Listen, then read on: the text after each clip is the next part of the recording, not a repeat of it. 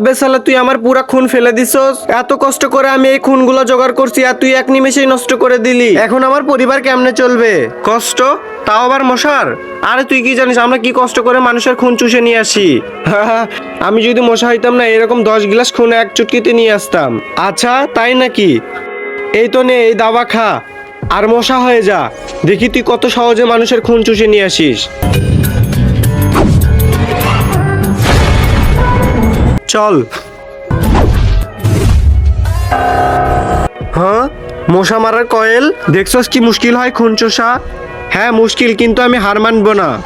চল অন্য জায়গায় যাই। Good night. এখানেও হবে না, চল এখান থেকে।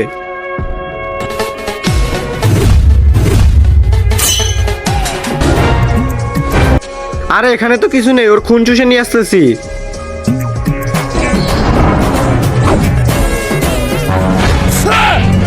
হা হা হা হা।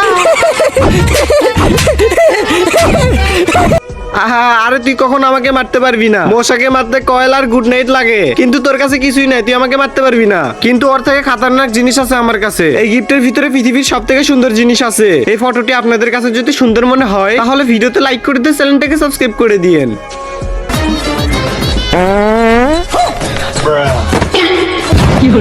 সালা আমার সাথে পাঙ্গা নেস।